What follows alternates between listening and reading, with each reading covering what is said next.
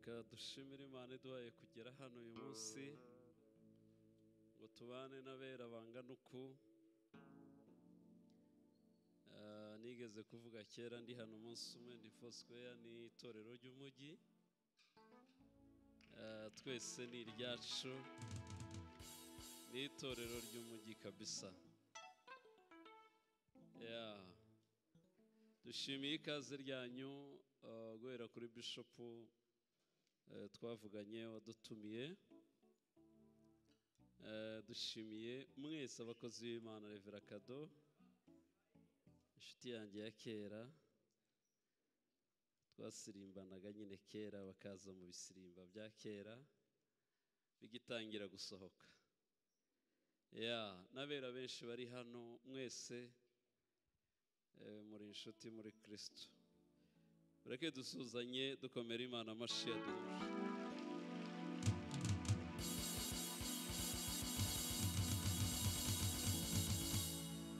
Amen, amen. Munyemerere duhagarare ku maguru yacu tujya gusoma ijambo ry'Imana. Babasonoriza Kado yavuze muramenyereye muranzi. Mikoro yanjye iravuga cyane bishoboka mu buryo nyumva,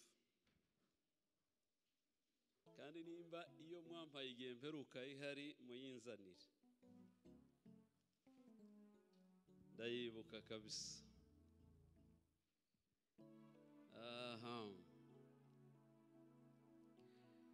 Murambure Bibiliya tugiye gusoma ijambo. Ndasoma ahantu habiri.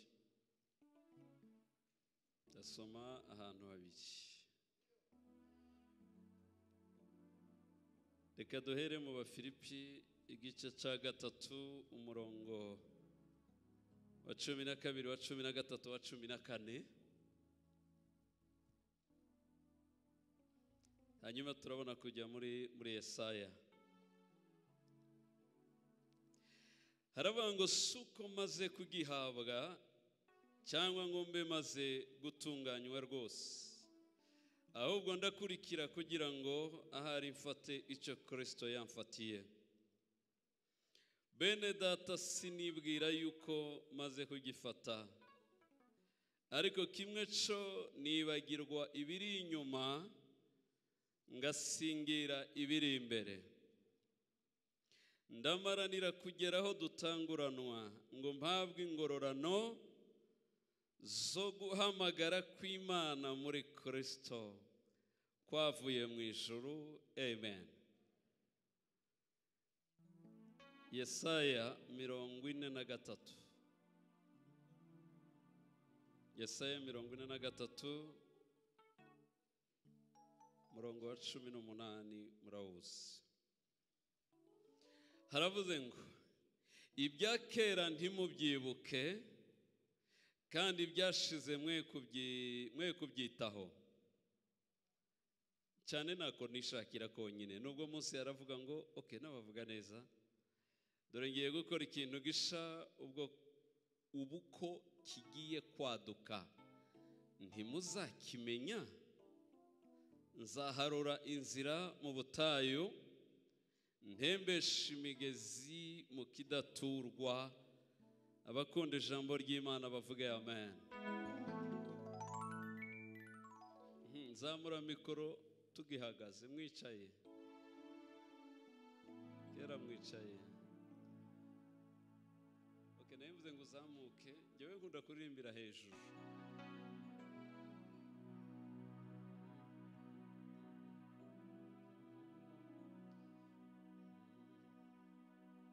Uracari hasi, ingero zamukeho numve. Dore urukundo rwatumye mpfera, ibyaha yabihamba mu mva, maze arazuka ngo amuzirase. Nagaruka nzamushimira ibyo. Dore urukundo rwatumye mpfera, ibyaha yabihamba mu mva maze arazuka bambuze nasi nagaruka zamushimira ibyo zamukaho kandi habaye umunsi Satani aratsindwa ntiyaheza Yesu mu gituro nuko arazuka urupfa rutsinze none rimwe jori buryo bwa se dore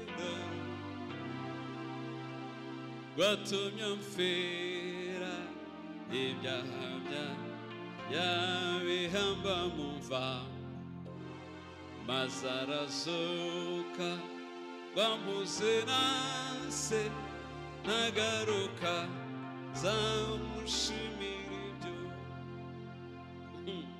umukomera amashyi ni mwiza we ni mwiza we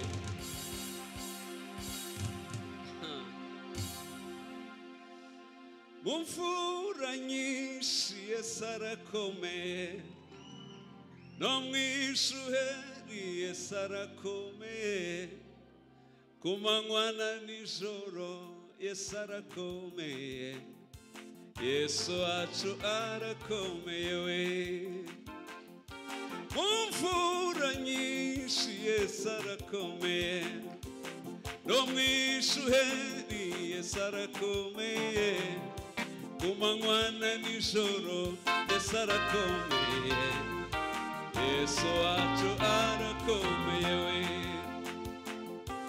abasore mubu baravuga bati iyo Mana yacu ntamere mikora naho njyewe ubwanjye narayiboneye Yesu wacu arakomeye we umwijima mwinshi Yesu arakomeye no mu ishuheri Yesu arakomeye ku manywa na nijoro Yesu arakomeye Yesu we ababyemera ko akomeye nibamuha amashyi yes yes ababyemera nibamuha amashyi n'impundu yabahaye ku manywa y'ihangu bambuka inyanja marabireba yagaruye n'amazi muri gereza Yesu wacu arakomeye abasaza bo baravuga bati ibi ni ibishungo mureke twineze ariko basaza mwe tuzajya mu ijuru mbese namwe muzagana naho njyewe ubwanjye narayiboneye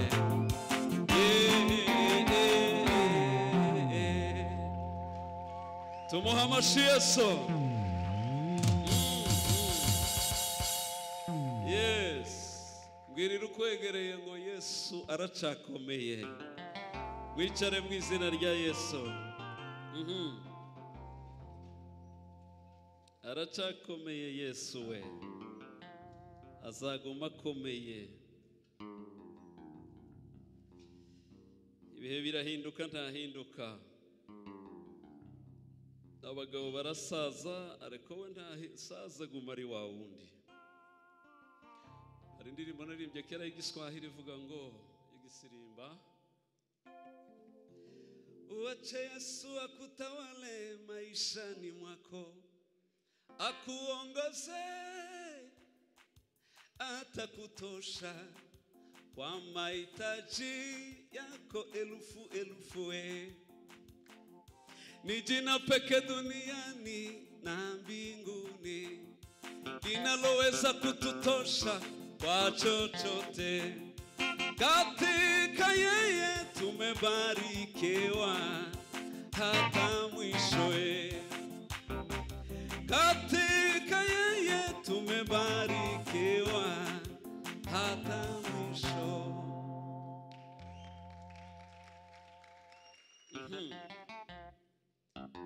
nta handi ngo muri Yesu, ntaho ndumva, ntaho nabonye, nta naho nzi rwose. Ngiye kuganira n'abantu bakunda ijambo ry'Imana, ngiye kuganira n'abantu bakunda ijambo ry'Imana. Impamvu yabyo, ndarikunda kurenza ibindi byose mu materaniro. Nkunda igisirimba, nkunda ruwanje,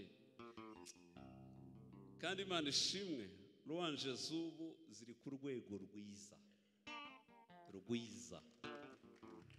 Kuramya ko kurafata intera nziza. Ningaruka ikindi gihe nzabivuga, ayo makuru nzayavuga rwose. Ikindi ciza, abaririmbyi bubu batandukanye n'abandi bose, kubera ko bubu basigaye baririmbira mu ijambo, barangiza bagakunda ijambo ry'Imana mu buryo bukomeye. Kera murabizi abaririmbyi ntibakundaga ijambo ry'Imana, wabwirizaga uzi ko batariho, nibamara kuririmba nta bindi bibareba. Ni nacyo gituma batahindukaga, ariko abubu muzakomera mubi bitangaza mu isi, kubera ko mwuriye ku byanditswe, murashaka ijambo ry'Imana. Ubu nsigaye ngendera ku ijambo rimwe riri muri Bibiliya rivuga ngo Imana iri inyuma y'ijambo ryayo kugira ngo igire gute? Kugira ngo irisohoze. Iyo rivuzwe irariherekeza kugeza ikoze icyo ishaka ko rikora. Ntirishobora kugenda ubusa. Sinaziye hano ubusa. Ndavuga ibyo Yesu yari kuvuga, hanyuma rikora umurimo muri mwe. Ikindi, twasengeye abantu turaruha, turacoka pepepe. Ngewe nigeze no kwinjira ibitaro, sengera abantu uraruha, ninjira ibitaro. Baba benshi bararenga, basazini, barwaye ibiki, ninjira ibitaro. Nyuma mbaza Imana, turashaka ko bihitana umuntu. Imana yambwiye ati igice kinini ubu nyine kizabohorwa n'ijambo ry'Imana. Uzuvuga ijambo ribohora abantu, rikiza abantu. Ndabishimira Imana, ubwo buhamya ndabugendana guhera kuri nge byankozeho no ku bandi bantu benshi. N'iri joro hari abo byaraye bikozeho. Kubwira umuntu utaryama maze igihe udasinzira, utagira gute, ari mu mahanga ya kure, afite ibintu biteye ubwoba bimubaho mu ijoro, ukaganira nawe ijambo ry'Imana, akaba turaganira kugeza ko wemera kudasubira gutera, akaryama agasinzira, akabyuka avuga ngo nabaho ngahe nsinzire, ndota ibyo naraye ndose, mbona Yesu aza kunganiriza. Ubundi natwarwaga hejuru y'inyanja, sinamusengeye, ni ijambo ry'Imana gusa. Nimba rero ukunda ijambo ry'Imana, hari icyo rikora ku buzima bwawe. Kandi ndavuga ibintu biganisha ku kubohoka rwose. Nicyo gituma nasomye ariya magambo abiri. Mu nyumve, uwandika yandike rwose, uwandika yandike. Ndabwiriza nigisha neza. Ndashaka kuvuga iki? Ibyadufasha kugera ku ntego, ibyafasha umuntu wese kugera ku ntego y'ubuzima bwe. Ndavanga iby'umwuka mbivange n'iby'ubuzima busanzwe. Ahari turebe icyo umwami yakora muri twe. Ndabivuga mbyemera n'umutima wanjye wose. Nicyo gituma nasomye ariya Paul yavuze ngo kimwe cyo ndiyibagiza ibiri inyuma, kugira ngo singire ibiri imbere. Ihame rikomeye. Mbanze mbabwire naka, umuntu wese wicaye aha yaremwe ku mpamvu n'intego z'Imana ishobora byose. Imutekerezaho, iramugambirira, hanyuma mu ntego zayo iramurema, imwohereza ku isi. Ugomba kubaho nk'uzi intego waremewe, hanyuma ugakora ibishoboka byose kugira ngo intego zatumye uremwa uzisohoze. mvuze gutyo hari uwo wahita yibaza ngo none intego ni iki? Inzozi ni inzozi cyangwa ico bita iyerekwa umuntu agira ku buzima bwe. Gukizwa ni intego, gukizwa ni intego. Habe no kujya mu ijuru abazajyayo ni intego, babigize intego kuzageza bagezeyo. Abapfa kugenda bitari mu ntego zabo ntibishoboka, ntibashaka kugerayo. Ikibazo rero gikomeye, wambaza ngo inzozi, intego nasanze ziva mu nzozi. Umuntu arota, ariko munyumve kuri iki, hari inzozi z'uburyo bubiri. Hari inzozi z'iroro, hakaba n'inzozi umuntu arota yicaye agenda mu muhanda atwaye imodoka cyangwa agenda n'amaguru. Ziratandukanye. Ikimbabaza Abanyafurika twubaha kandi tuha agaciro inzozi z'iroro. Abazungu bagaha agaciro inzozi barota bagenda, barota bicaye. Nico gituma ibintu byo kumva ngo vision iyerekwa bo ntibiba cyane mu nzozi, ibo biba mu buryo bicaye, agenda akarota ahagaze. Ibiki akarota ibyo atekereza yabirangiza. Ni naco gituma abazungu bakunda kugendana ibitabo, amajenda baba bayafite, iteka baba bari gusoma ibitabo, cyangwa se baba bitwaje amakompiyuta, icyo atekereje arandika. Ariko twebwe Abanyafurika ni ikibazo giteye ubwoba. Gusoma byaratunaniye, tidukunda gusoma ibitabo, na Bibiliya yaratunaniye. Icya kabiri, tidukunda kwandika ibyo twatekereje, kubera ko tuzi ikintu gihambaye. Na kwandika nicyo narose, kavuga ati ibintu narose birahambaye, kandi numva ari Imana yashatse kumbwira ibintu ibi nibi. Ni nziza, zibamwe ibintu n'imvugo y'Imana rimwe na rimwe. Ariko y'Imana irinzi guha iyerekwa riciye mu nzozi zinyuze mu iroro wasinziriye. Ibikora ari ugushitura, ari ukwemeza, ari ugukonvenka uwayinaniye, yanze gutekereza. Biba ngombwa ngo ikora ibishoboka iyo imuroteshe ku mbaraga atabishaka, kuko igihe yategereje ko azarota byaranze.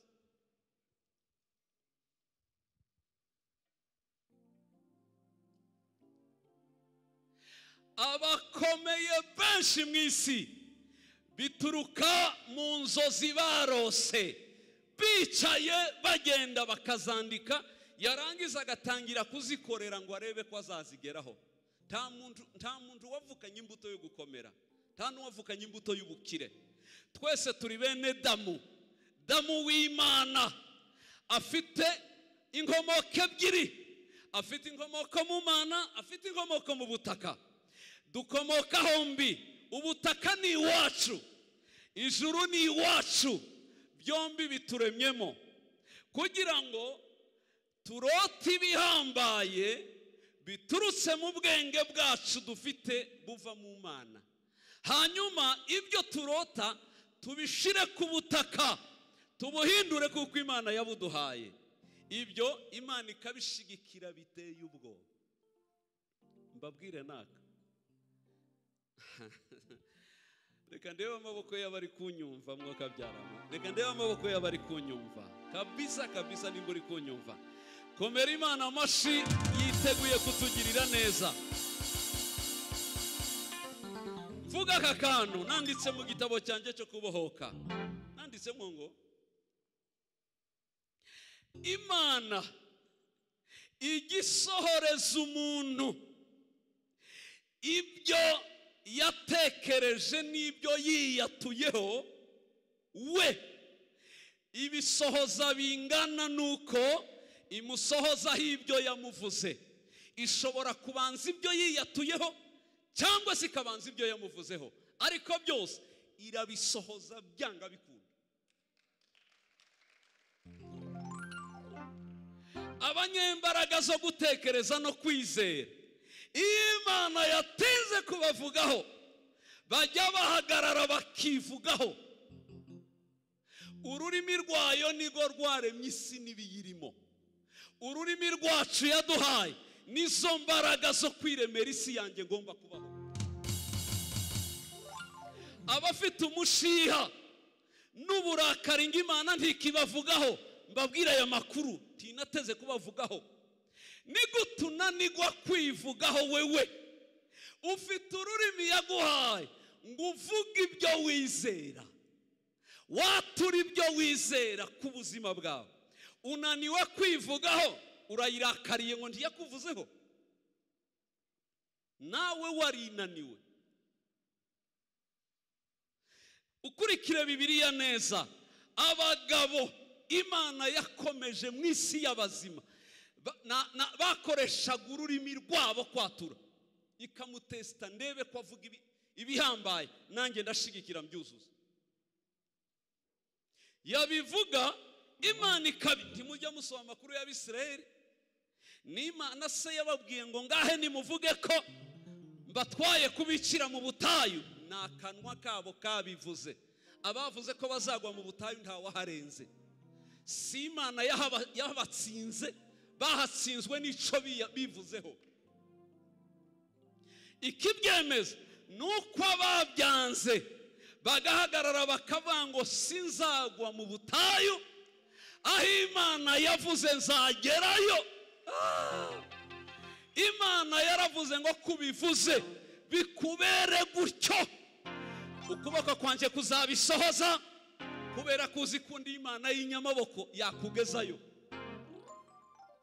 Iyo uvuze ngo ndagwaha, ikikora gusira vivura, urakahagwa, niwe ubivuze. Nzagerayo, ikavivura. Bazaturya tumeze nk'inzige imbere y'abanzi bacu. Imana oke, muzahonyorwe nk'inzige, bazabahonyora. Abafite andi maso tuzabarya nkabarya imitsima. Imana igira gute? Iravivura. Bon appétit, muzabarye nyine kawunga hurure iziba nkikweguka ikagorana. Muzabarye nkabarya imitsima, ariko muzagira gute? Muzabagenza. Sima nibivuze ngo bazabarya, nibo babivuze. Hanyuma Imana isohoza gusa ico bavuze. Kivugiwe mu kwizera, kivugiwe mu kwizera. Barizo kwigereye ngo nibikumaze kwivugaho, wivuze hiki igitangaza. Icampa nkabona agenda zanyu mwese ngo nzisome, agenda zanyu ngo nzisome. Zanditsemo ibyapfuye, zanditsemo ibyanze, byanditsemo naduke mwarose natwo tutafite umutwe n'amaguru. Aha, ninde se wabona ufite agenda yandikamo ibyo arota ahagaze? Ni bake cyane. Hanyuma bigatuma abantu barabaye bato bingana nuko gutekereza ko Imana, munyumve nakanako, Imana ntishobora gukora ikosa ryo kukugeza aharenzaho amaso yawe abona. Tibishoboka. Imana ndiyakugira umuntu uruta wowe, ungana na wowe w'imbere uko angana. Uko imitekerereze ingana niko Imana ikunganyisha. Yabwiye Aburahamu ngo ubura amaso yawe urebe aho ijisho ryawe rigarukira, frontiere y'igihugu cawe naho izagarukira. Sinaguha igihugu utabonye, aho ijisho ritageze tuzajyayo, ariko aho ijisho ryawe ryageze aho uzahagera.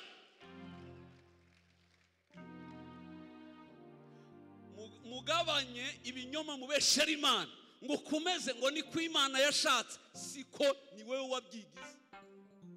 Wagize ngo Imana n'inkora buse kurema ibintu bidashobotse. Yaremye umuntu ari ikiremwa kiri special, gihenze gikomeye, kandi bose baranganya ubwo bubasha. Abarusa abandi nababarushije gutekereza gusa. Gutese iyi nzu twicayemo, iyi ni ibitekerezo. Iyi nzu, iyi ni inzozi zuhagaze kiyayirosa ryabo. Iyi ni igitekerezo.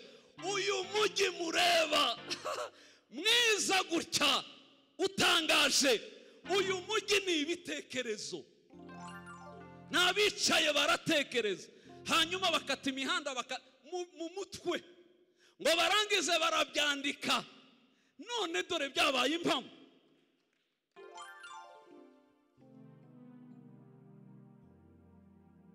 Ariko abantu barashize, bamwe ngahe birirwa ku misozi batembagarana amabuye akabasitara ngo bagiye ngo twumve kwivuga ngo ndebe ko ibintu bihinduka gute. Ntabyo yaguhindurira kuko ntiwiteguye guhinduka. Ntabyo witeguye. Ujya kwinjira mu kirere cy'impinduka bigaragarira mu mitekerereze afite.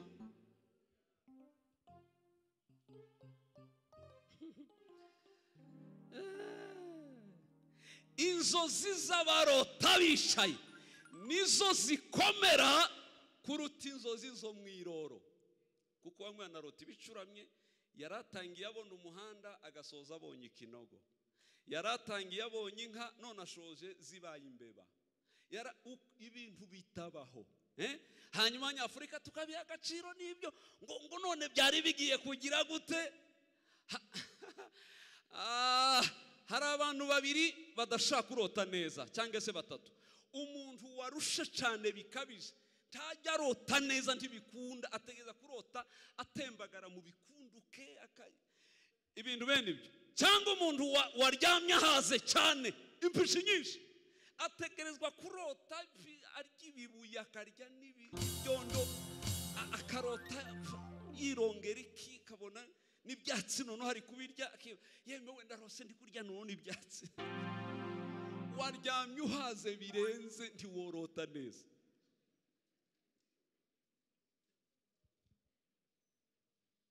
Rwose cyangwa umuntu uryamye atameze neza mu mubiri nawe ntajya arota neza, atangiye kurota ibintu bidashoboka bidasobanutse bene uko. Ibi byo ni normal. Rero benshi babirota arabyibaza ngo bigize gute.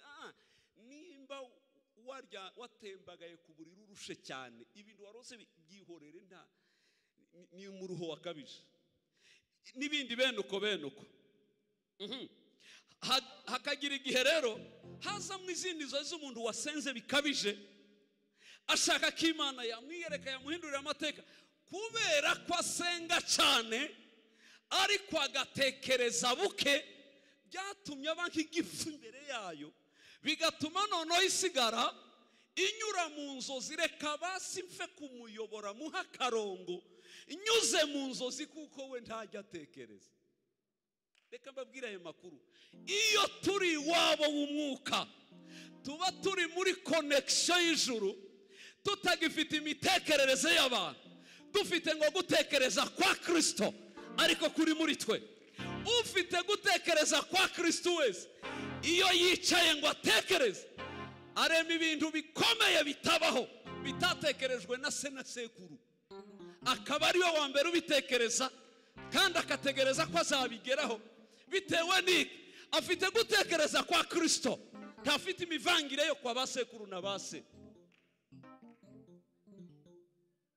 Ariko Mana ndavuze ngo nyiri bihe nkorera nibahe gutekereza kwa Kristo. Mwese mutangire kugira gutekereza gusha.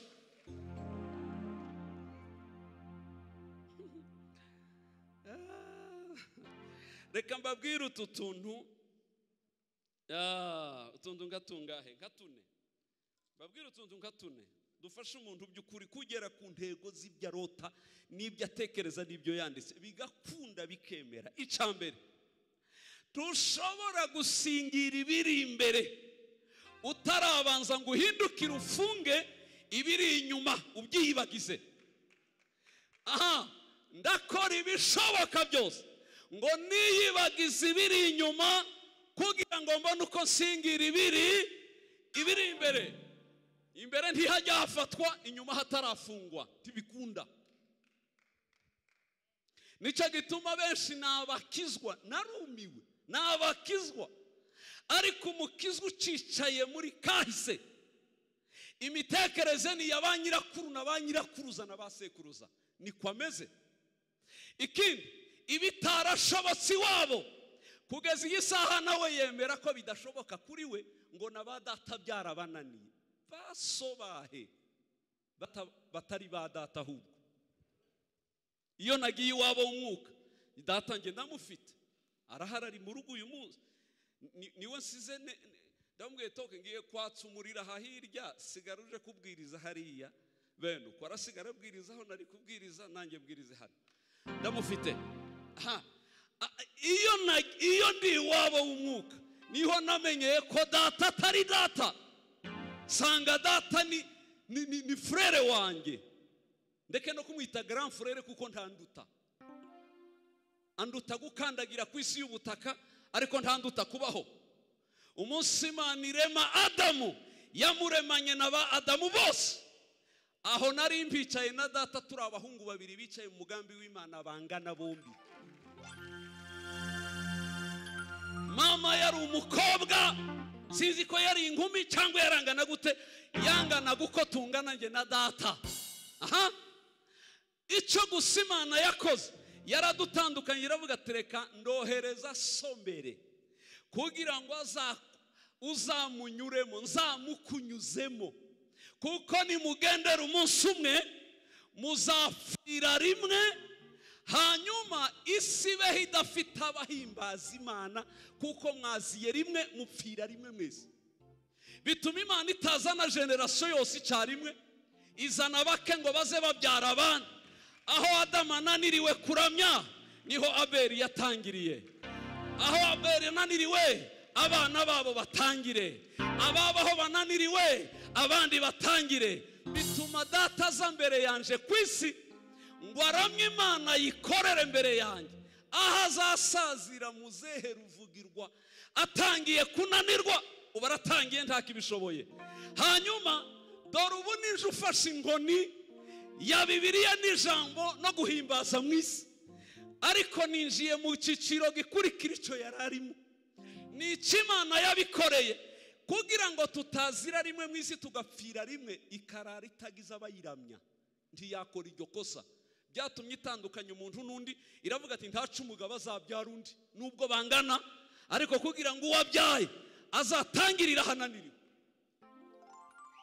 Icya kabiri, reka mvuge nakanako ibintu bibiri Imana yabushangiye byantangaje mu mateka y'isi.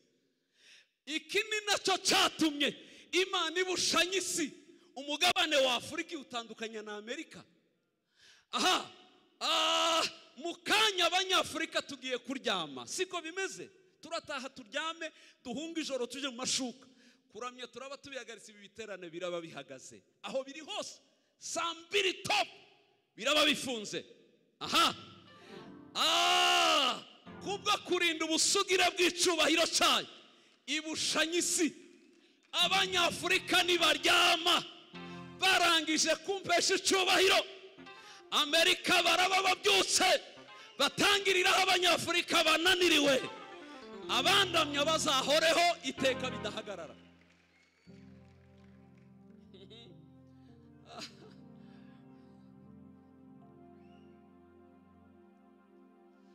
Dunduli kwe Yesu, haleluya, genge kwe Yesu, oh haleluya, izina ryawe mwami bibuziwe mu mahanga goshi Yesu uyivugwe. Dunduli kwe Yesu, haleluya, dunduli kwe Yesu, oh haleluya, izina ryawe mwami libuziwe mu mahanga goshi Yesu uyivugwe. Dunduli kwe Yesu, oh haleluya, mwira w'abantu bakuru n'abato. Dunduli kwe Yesu, oh haleluya, mwira w'abantu tagira ndola. Dunduli kwe Yesu, haleluya, dunduli kwe Yesu, oh haleluya, izina ryawe mwami libuziwe mu mahanga goshi Yesu oyefogwe undiza amashiti yakomera Yesu.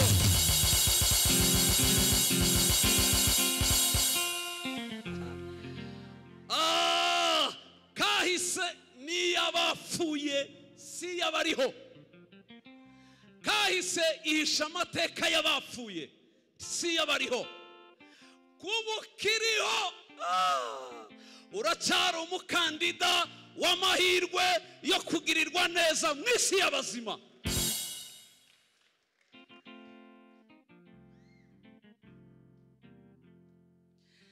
Icisha abantu niki? Umukizwa wakiriye Yesu yuzuye umwuka kubona kivuga ngo igituma ndashakwa iwacu ntibajya bashakwa byara ngo naba paji ayo mapepu ndavuze ngo nasoke mu izina. Uracibarira mu miterere n'imitekerereze y'abanyogosenge n'abanyokukuru gute ngo sinshakwa nabo ntibajya bashakwa ngo ntibabyara ngo ntitubyara ngo ntawe ujya ukomera iwacu ngo nta n'umutunzi ubayo ngo nta mutegetsi ngo turaba ngo niki iwacu bimeze ngo n'amasomo ntabajya bayamara. None n'abakizwa barabyakiriye biriyesitare mu mitwe yabo. Kristo yaje kumara iki? Bibiliya iravuga ngo iyo turi muri Kristo Yesu tuba turi ibyaremwe bisha, ibya kera biba bishize. Bwirira ukwegereye ngo turi ibyaremwe bisha.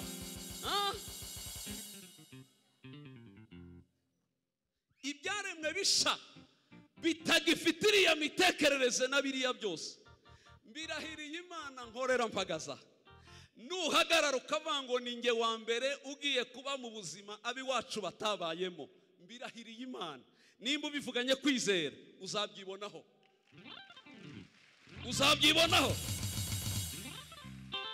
Nimba iwanyuba njyewe kugira ngo ubuzima buhindutse nararakaye mu mwuka ndasara, sinshobora kubaho uko iwacu nguko babayeho. Njyewe ndi muri Kristo. Icya kabiri, singira uwa data wambyaye, ubu nasubiye muri original, ndi uwa data wandemye. Ubu rero identite nirata niyo muri Kristo. Ni uhindura amateka yanje n'ubuzima. Ubu se iby'iwacu binzitira bishaka iki? Binyuze he? Birambonera he? Kugira ngo biguhambire ni imitekerereze yawe ibikurura, yabyemeye itarabirekura. Umunsi wabirekuye bizemera.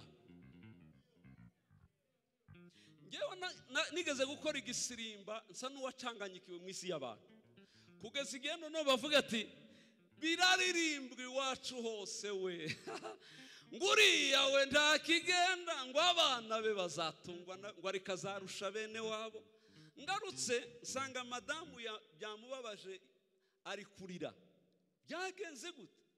Arambwira ayo makuru yose. Urumva ibi muzatungwa n'ikinimba gusa na haleluya amen n'ibiki gusa n'indi migo nibyo.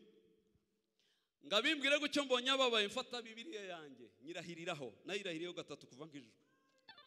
Nyirahiriraho ndamubwira ngo mada, nimba Imana nkorera ari ya yindi ya Aburahamu, Isaka na Yakobo, nimba ari ya yindi yazuye Yesu, kurahiriye Imana mfashe Bibiliya, hakagira uzatunga abana banjye w'iwacu, hakagira uzageraho ntazagera ngewe uyu, hakagira uzakomera akanduta nge. Ndi imbere y'Imana nabirahiye muri 96. Tayo majwi tugasubire kuyemera. Nibacuruze abandi bajye muri ibyo birata, nanjye nahaye umuhanda wo kwinjira muri Kristo. Tuzaba duhura tuzabireba. Ngo ndangize mubwira ijambo uzababwire ngo ninjye uzatunga abantu benshi biwacu imfubyi n'abandi kurusha abandi, ninjye uzafasha kurusha abandi. Uyu munsi munsi wa none mbivuga ntawe iwacu uratunga abana bo mu muryango bangana nawo natunze, ntawe urafasha abo muri famiye benshi nabafashe no kubaka amazu, kamufashe kuzura ikarangira amazu simwe ibintu bene aha nono umunsi umwe madamu abona umudamu wabivuze yaje wacha tubwira ibibazo bagize ashaka ubufasha bene ugo ngo arangize agiye kuryama wa mushitsi arambwira ngo nibutse uzi ku bintu byose ari we ndamubwira ati umufashe kugeza ubwo acanganyikirwa, umufashe kugeza ubwo acanganye yibaza ibyamubayeho kuko niryo sezerano twagenderagaho. Ibyo se bivuye he? Narabihakanye ngo ndangize niyaturaho ibyo nzaba, niyaturaho ibyo nzaba. Mwebwe Dawudi ntanabigisha ahubwo ubukene bumukubise n'abamuherekeje bagiye kumuta, baramubwira ati ibintu biracitse, inzara, imyambaro byose birashize. Dawudi ubukene buraduhitana, ahagarara imbere yabo abarenga 600 arababwira ngo dore ubwo Uwiteka ari we mwungeri wanjye, ndabarahiye sinzagira gute, sinzakena. Sabahanuzi babivuze, mwe muza mutegereza ngo bazahanure ngo ariho mwemera ko bishoboka. Ninde wibabwiye? Nimba utemera ibyo wizera, uzemera ibyo baguhanurira udafite ibyo wizera wowe? Tibibaho. Kiriya ni igipindi gusa cyo gushusha amatwi n'imitwe y'abantu, hanyuma kikamushirana nyuma y'ukwezi akanabyibagirwa.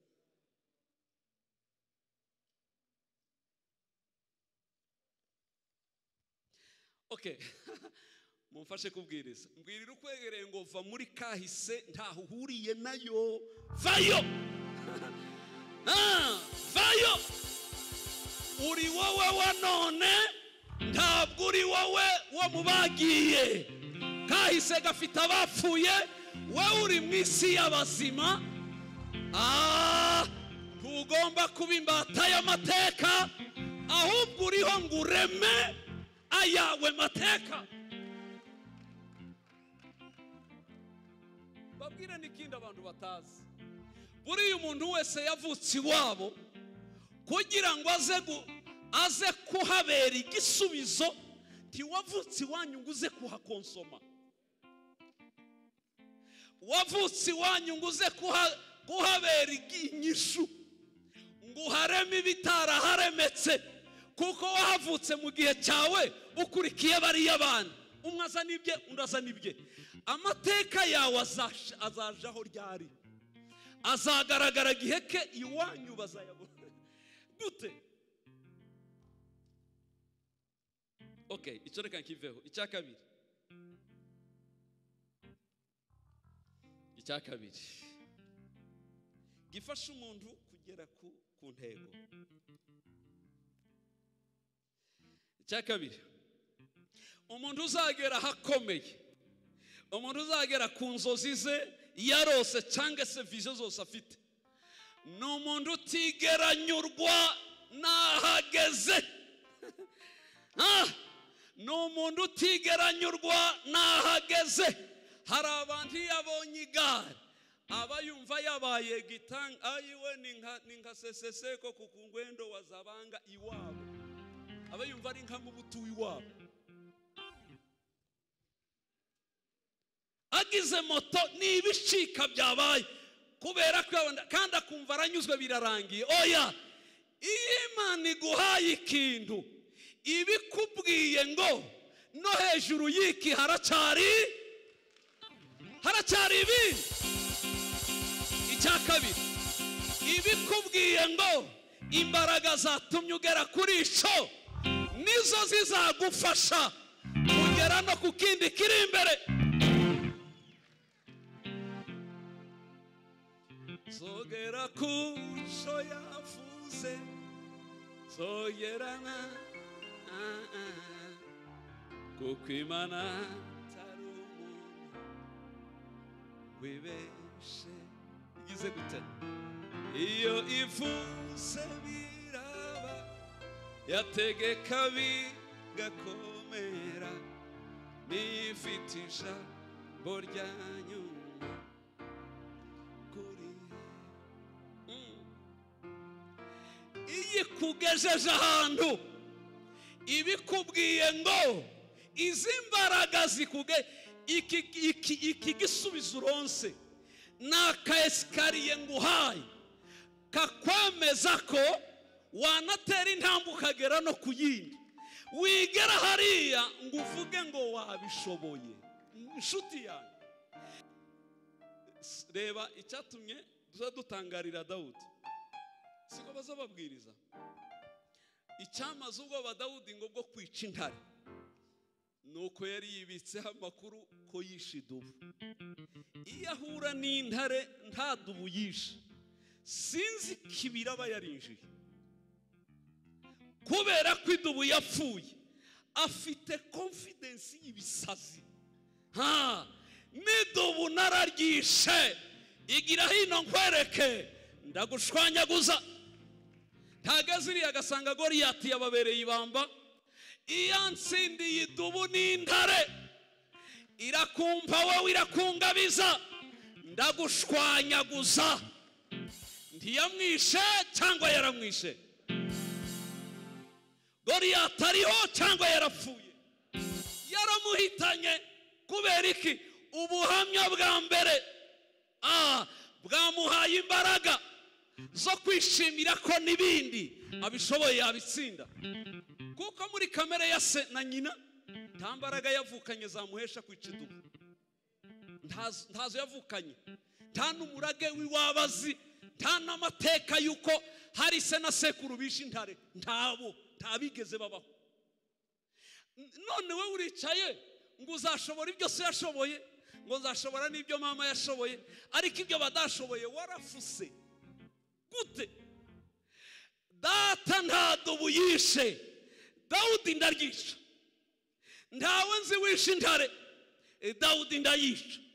Ndarema yanjye mateka, kubera ko nta wundi y'intare wahuye n'iyi ntare akaba ari njye.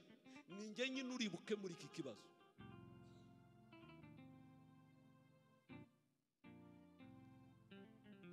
Bwira ukwegereye ngo winyugwa ntaho uragera, winyurwa ndagusabye, uracyari kure ntaho uragera.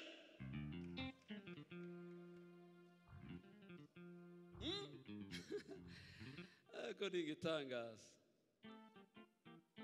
Akaduka kangana ukuranyuzwe, akamodoka ngo ubu kabonye uranyuzwe ngo birarangiye. Uratangiye. Dore amakosa abandi bagira. Iyo tubatije umuntu mu rusengero ahita amerama ngo narabatijwe. Ubatijwe se ugeze he? Barakubatije ngo utangire, none we uragaramye nk'uwagezeyo. Abandi ngo sigaye nuzuzwa, none se nyuma yo kuzuzwa hari ukoze iki? Ngo ubu none ngo nabaye diakoni ngo muje nyuma ya bishopu. Gute? Hari izindi mpano utazi. Hari ahandi hantu hari utwumba tw'ubwiza bw'Imana turimo presence y'Imana utarakandagiramo. Winyurwa. Dore abadakura mu mwuka ni abanyurwa n'impano imwe, yagira kamwe agasara. Abandi yayigize agira inyota y'ibisazi agasanga aho ntacagira. Ni nacyo gituma uzabona ko z'Imana birata, abaririmbye birata, barameze amababa ngo nsigaye ndirimba, ngo ngize uririmbye ibiki? Yego waririmbye, iyo ni impano Imana yarigwa esikariye ngo uririreho, urengaho ujye mu zindi dimension zo hejuru. Ariko uragaramye uranyuzwe ngo birangiye gute? Nguzi ko nabaye mwinginzi ngo kandi ngo na bishop aranyemera. Ni sawa iyo nibanze hari ibyumba by'ubwiza utarakandagiramo wewe. Nicyo gituma nabwo ibushiza Elisa yararahiye, sinsigaragira ugari nubwo ariho igisuzuguriro kiza gishirira. Turagera na Beteli menye ibibayo. Beteli ni mu nzu y'Imana, ngo mu bisubizo byose niho biri, mu irembo ry'ijuru. Ngo bahagera ngasigara Beteli, nkurahiye Uwiteka nawe ndakagwaha sinsigara nubwo ari heza, Yeriko tugereyo. Yewe Yeriko ni mu ntambara n'ahantu ndahagera. Niko abantu bashaka kugera ku ntego, niko bameze. Muzare abantu bakomeye, ni abantu baba bamutangarira, nguzi ko akomeye afite ibifaranga, genda wicarane nawe arakuganyira kutagira na rumwe. Namwe mugatangira kwirirwa mubatuka, nguzi ko kwazaganya gusa ngo n'ibifaranga afite ngo ndana turebe. Abareba iki? Ariko arareba intego yihaye, afite focus imbere ye, arashaka kugerayo.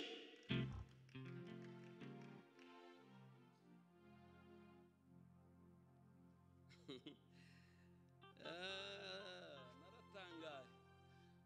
Kimwe gusa ngewe namenye nagenzuye igituma Afurika itanatera imbere, nuko rwose uzasanga abantu benshi banyurwa nkaho byarangiye. Uzagende wumva amadisikuru menshi mwisi muri Afurika. Nicyo kintu cyonyine nashimiye perezida w'iki gihugu, nasanze arushaho abandi bantu benshi muri Afurika. Munyumve neza, hari ibintu ukurikira bikagutangaza bikakwigisha. Iyo abanyamakuru cyangwa se abandi bavuze ngo ubu twageze kuri ibi bintu birakomeye, bakabivuga igihugu twageze kuri ibi, u Rwanda rwazamutse byagize gute, iwe yaje kuvuga iteka azavuga nkaho ndacyabaye. Ntibuza mubyumva, nkaho ndacyabaye, akabwira ati ibyo se murumva ko ari igitangaza, tukiribarirwa mu bihugu bikenye, tutaragera kuri ibi n'ibi. Ukumva we rwose nkavuga ati yaba ari nge nari kuvuga ko ibintu turi ibitangaza mu isi, umuriro waratse byagize gute. Wumva aravuze rwose naratangaye, kavuga toke iteka umuntu umeze gutyo yubaka amateka atarigeze yubaka uwundi muntu. Nimukomere Imana amashyi n'ibyo ko yabikoze rwose.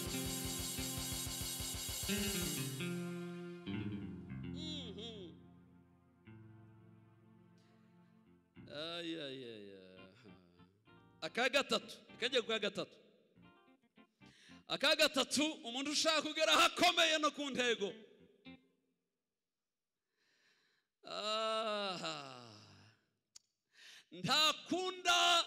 Ntanishimira guhekwa n'abandi bantu, ngo yishimire guhekwa n'abandi, guhora ku migongo y'abandi. Hari abantu niyajya gusenga azasenga ngo Mana ngugirire neza Beni, ngo amaze Beni azanyibuke ngo nanjye azamfasha. Sinosenga Beni iryo sengesho.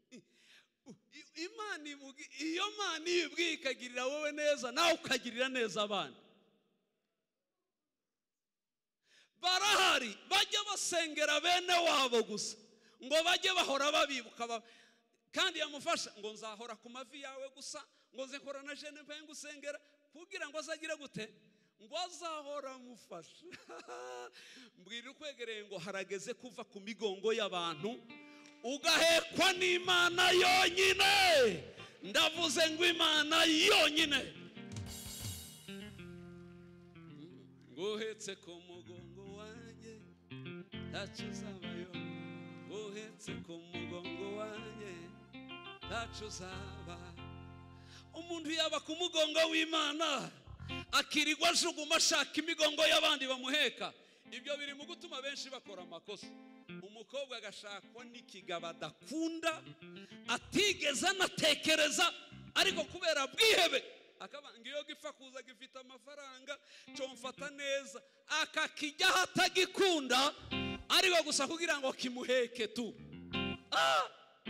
Nicyo gituma n'ingo zirirwa zisenyuka nyinshi, ntibashakwa n'abo bakunda, bashakwa n'abo baheka gusa. Hanyuma yamara kugerayo bikananirana kubera ko nta rukundo rurimo, hagiyemo inyungu zo gushaka kumuheka gusa.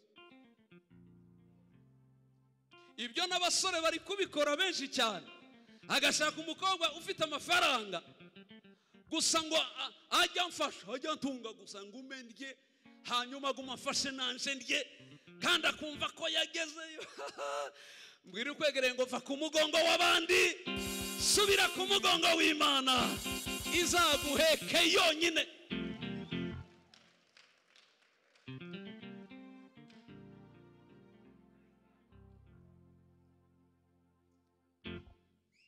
niko kuri. Kubera iyo mpamvu ndavugira imbere y'Imana ishobora byose. Imana kuva yarema ntigira fotokopi, tirafotora, ntigira na pirate. Ibyo yaremye byose ni ibi originale byose, birakomeye biruzuye byose. Uko umwe yakomera niko n'uwundi yakomera. Bisaba gusa ngo wimenye, wisobanukirwe, hanyuma uhagarare wipange neza mu mwanya wawe. Iyo akomeje naka kubera iki? Ngewe bitakunda. Iyo ahaye abandi ziriya mbaraga z'umwuka kubera iki ngitazimva? Iyo atumye bariya batera imbere kuko inge ndatera imbere.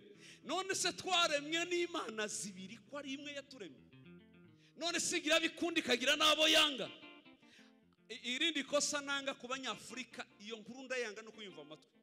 Abanyafurika bose bararushe bienstaramo ikintu kivuga ngo bazi ngo none se ngo hari uwo kirari muri Afurika, ngo hari uwo tera imbere ari muri Afurika. Bituma bose baba muri Afurika barayivumye. Reka mbabwire aya makuru, iyo wanze ubutaka muravukana burabyumva nabwo burakwanga. Iyo wabuvumye ukabuvuga nabi nta kindi bugukorera kuguhombya gusa. Tushobora gutuka Afurika, ngo utuke igihugu urimo, ngo ukivuge nabi ukivume, ngo numara uzagikiriremo ndakurahirira imbere y'Imana. Ni ihame rya Bibiliya. Yaduhaye isi ni yacu, ngo tuyibemo, tuyihingire, tuyiyobore, hanyuma ngo nayo itumereze imbuto zayo zose, iduha umugisha n'umwero wayo. Iyo uyivumye kubera ko muvukana, buriya uri impanga y'ubutaka, nimwukomoka wewe. Iyi ni impanga. Impanga iyo imwe yarwaye indi irabimenya nubwo zitari hamwe, zitiriramwe. Impanga iyo imwe yagize ikibazo yarakaye n'indi ihita imererwa nabi, imwe iri Musanze iyindi iri Burasirazuba, irabyumva. Iyi ni impanga yacu, ubutaka ni impanga yacu. Iyo ubuvumye ntiwabukiriraho, ntibishoboka. Noneho kubera abantu bose baba muri Afurika barayivumye, barayitutse, bajya bavuga neza Amerika n'Uburaya ngo niho heza, ngo habe ibi n'ibi. Aha, muvuze neza aho mudatuye, muvuze nabi aho mutuye. Noneho mutuye harabananiye, ahasigaye mubuze pfo, mubuze na ruguru.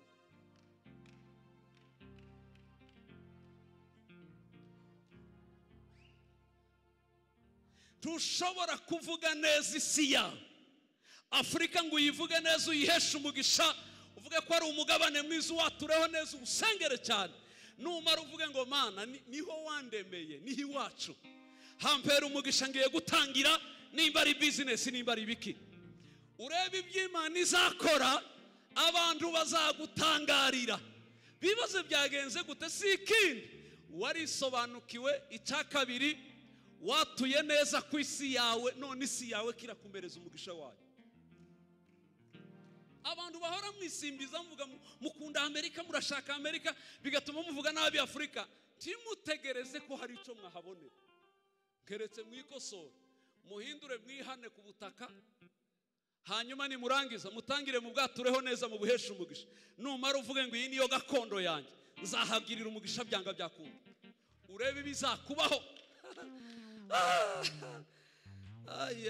Muragira ngo twese tuzashirira muri Amerika kugira gute? Mbabwire nika Abanyafurika bose bafitiye ideni Afurika. Afurika irabishuza kuko imwadutaye, kuko imutwishe rubi, kuko imutatugira nziza, ko tubafitiye amazi n'ibindi bene ibyo.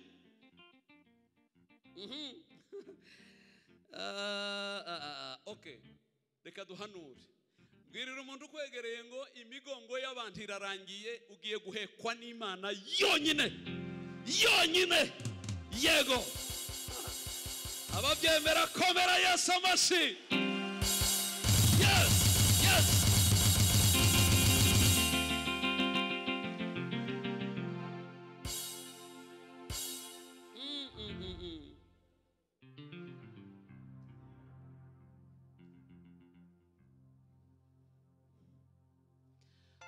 Icya kane, umuntu ugera ku ntego, ugera ku buzima bukomeye, ni umuntu w'umunyamwete mu byo agiyemo byose. Iyo agiye mu basenzi aragurumana, yajya mu baririmbyi arahinda, aravibura, yajya muri bizinesi agahagurukana n'imizi, yajya mu mashuri akajyana umutwe n'amaguru, icyo agiyemo cyose agenda wese. Ariko abanebwe n'abanyantege nke, Bibiliya iravuga ngo nzarimirana ubute ntiyihingira, ngo nguko atinya imbeho, ngo nicyo gituma isarura azasabiriza. Salomo agasohoka akavuga ngo umunyabute akora ku mbehe yuzuye ibiryo, akananirwa gukuraho ikiganza ngo yitamike yabikozemo. Utuye ahari amahirwe ariko warayabuze kandi ahari. Bitewe n'iki? Wananiwe gushora ikiganza nawe ngo uhamagara ayo mahirwe.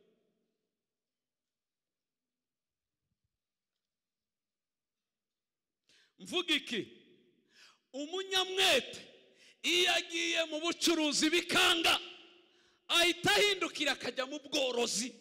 Ubworozi bitagenda agahita agaruka akajya muri kampani bitagenda neza akajya mu kindi. Kandi bene uwo ahora yiga kimwe kitacamo akiga iki, ugasanga yize nk'ibintu 7. Muri ibi byose ntihazabura ikizahura n'umugisha we, kikazamukomeza agasanga kirakenewe mu gihe cyacu.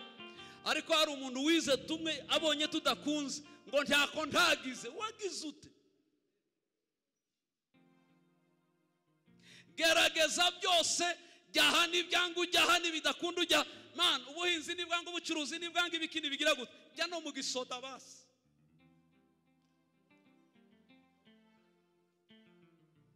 Neza. Ariko ni igitangaza. Ahariho hose umunyamwete, ahantu hose abona ko byashoboka. Ariko hari umuntu wananiwe byose, byararangiye yibereye aho gusa, ngo biragoye, ngo ntibishoboka. Nakaga kubona umusore w'umunebwe. Dore ibintu arusha abandi. Icyambere, azaryamira cyane birenze. Umusore w'umunebwe azaryamira akagaragurika, yaruha ishuka zikaruha zikaza zihanuka zikajya munsi y'uburiri. Akaruha akageza saa 3, akaruha agasanga yacuramye atabi. Umusore w'umunebwe aryama cyane. Icya kabiri kimuranga, umusore w'umunebwe agira apeti y'ibisazi, kubera ko ntafite ikimwokipa n'ikimurangaza. Igihe cyose umutima ubutegereje ibiryo tu. Bene uyu imigati 5 ayikubita nk'ubusa ya pain français, akagerekaho n'ijage y'igikoma, yarangiza agatangira kwishuza ngo kawungira sharyari. Iyo ari muri faye yicumbiye, ushaka kugira ngo yacumbiye abana b'imfubyi, cyangwa se yacumbiye umukutano, igiterane cy'abayumva. Naho niwe wenyine ugiye kubirya.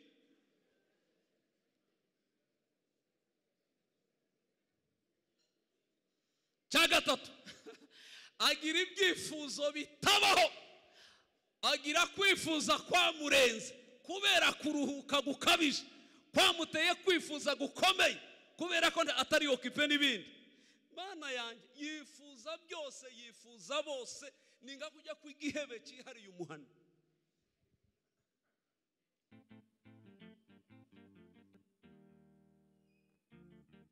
Icyakane, ahora yirakaje buri gihe, akunda kwirakaza buri gihe, kubera ko ibyo ashaka byinshi adakunda kubibona, bigatuma ahorana umushiha arakaye, kubera ko ibyo ashaka ntabibona, bikarema uburakari muri we.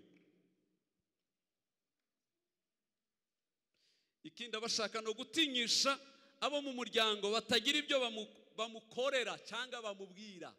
Ahora yirakaje mu buryo badahangara gupfa kumubwira gutyo gusa. Icya gatanu, yanga inshuti ze zose zateye imbere ntazikunda, ntashaka no guhura nazo, arazikwepa, ntashaka ko bahura. kuko iyo ababonye biramwagiriza, ntabakunda, niyo bishobotse abavuga nabi. Iyo utakaje inshuti zishoboye, uba ugiye kugwa mu manga yo gusigarana inshuti zananiwe. Ariko umunyabwenge aba inshuti y'abashoboye, kugira ngo nawe yuririre ku bana arebe ko yazamukiraho. Ariko igipfu cisunga ibipfu nyine, bagata inkonda bose.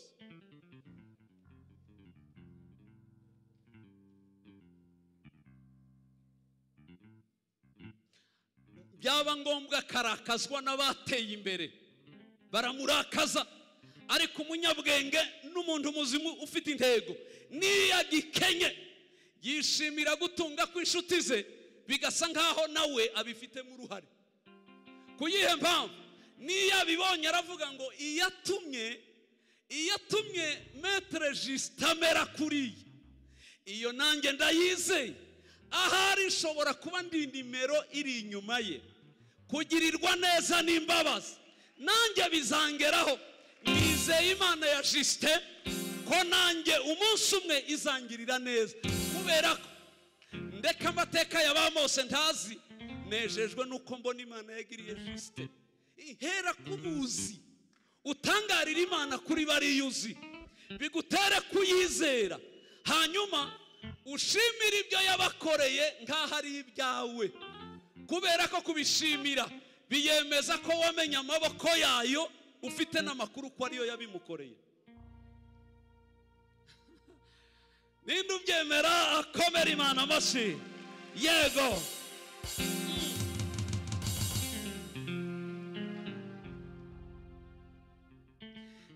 Njya gusoza, reka mvuga ihame rya kangahe? Rya gatanu. Ngire ngo ihame rya gatanu, umuntu uzagera ku ntego ntajya arebera ku bananiwe, ajya arebera ku bashoboye. Iteka tiyigira ku bananiwe, yigira ku bashoboye. Ariko benshi iyo bajya kunanirwa, iyo umubwiye ngo ariko wagiye muri business, ntuzi Solange yarahombye, igitangaza cyarabaye, kandi amakuru y'abahombye bose ayagira ahangaha yose arayazi. Umubaza bateye imbere ntanabitaho, ariko abo bahombye arabazi bose, kugira ngo azabone icyo abwira biwabo ko afite impamvu yo kudabikora, kubera ko azi abo ababihombye. Ibyananiye naka nahera he gute se? Nanaka ndetse byarakomeye bigira gute? Uzi ko yafunzwe byagize gute?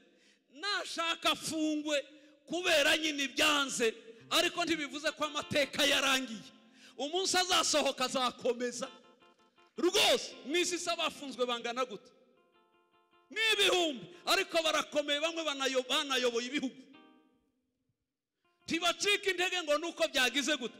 Ariko ujya kunanirwa yigira ku bananiwe, ntajya yigera areba ababishoboye. Nshuti yanjye, tangira wigire ku babishoboye, naka yabishoboye atarandushiki. Namwigiraho iki? Naho ibi byo guhora ureba ibyapfuye n'abananiwe n'abagize gute, ngo urugo rwananiye naka ngo narushobora. Kera azi ko atarushoboye, ajyamwe abizi ko atarushoboye. Umuntu wizera, ufite kwizera, niyo umuganirije ashaka kukubwira ibitekerezo, ukumva arakubwira ibitekerezo by'ahantu ataragera, kubera ko hamurimo nubwo atarajyayo. Umunsi tugira veye abakobwa b'umujyi wa Kigali hano nkizikora konferanse z'abakobwa, yari kumwe na Julienne hano. Ndabyibuka nabajije abakobwa ikibazo baraha muri veye, kuko twari twuzuye. Ndabaza toke, umukobwa ufite izina, ufite amazina y'abana be, ahaguruke hano muri iri teraniro ndebe. Ni igitangaza. Sinzi ko ari hano cyangwa Restoration Kimisagara, sinzi aho nabarije muri izo konferanse zombi. Ntegereza ko nzabona uhaguruka ndamubura we. Ndavuga ati aba badafite n'izina ubu aba biteguye mariage aba.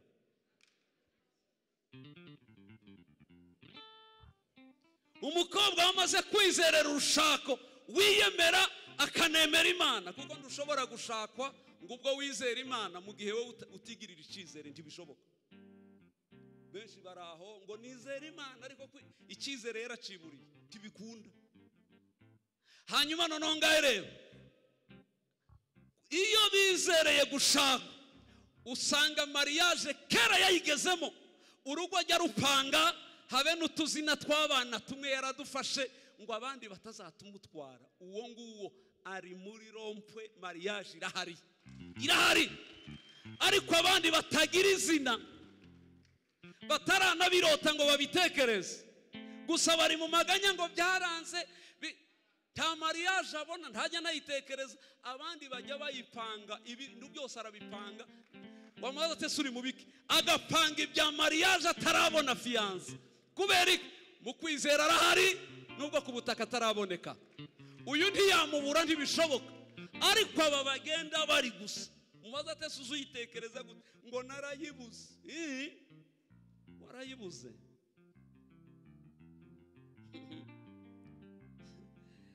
Mufashe ka karirimbo, nzogera kuco yavuze, nzogerana kuko Imana tarumu webeshi, iyo ivuze bategeka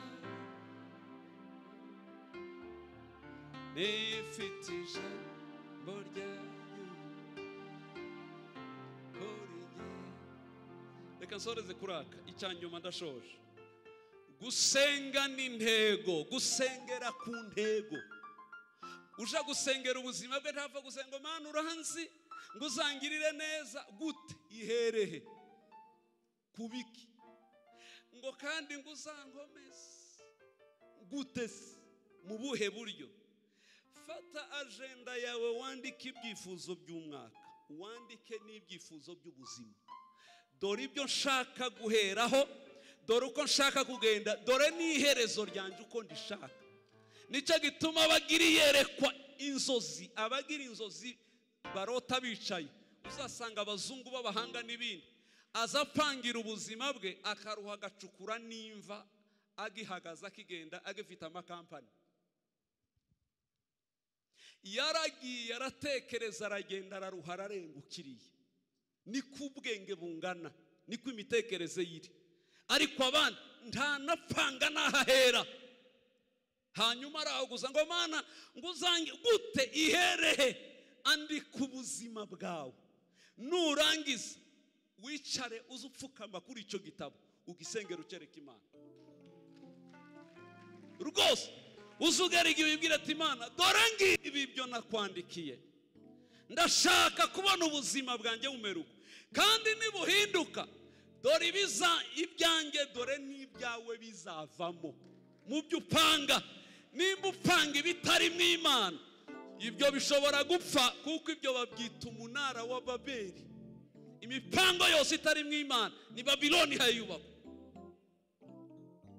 Ibyo uri gupanga shira mu Imana. Nunkomeza nzakubakira igicaniro, nzubaka urusengero, nzakora ibi mu rusengero rwacu, nzafasha imfubyi, nzagira gute, abashumba bazamenya, abaririmbyi bazamenya ico ndico.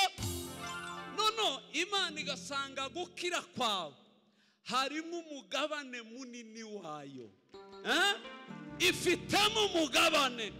Reka nsoze mbabwira ka Ana yarasenze, araruha amava, arakoboka, arasarara, amajwi arashira, iramwihorera. Ariko umunsi asenga agashiramwo ko harimo interesi y'Imana, Ana yarasubijwe. Yasenze ate? Nagusabye abantu uranyihorera, noneho mpa kamwe gusa, kandi nukampa nzakaguturira nkajyane mu nzu yawe. Kajyamo ngo senga cy'Imana ngo yitegereze, isanga mu nzu yayo nta ukiraramo, nta nuherukayo. Eli yarahumye, ntakihakandagira, abahungu be n'aba bandi bibeririya hirya mu makaritiye. Imana atari ko nigita uzamumpa nzakongereza nimucutsa nzamukuzanira mu nzu yawe.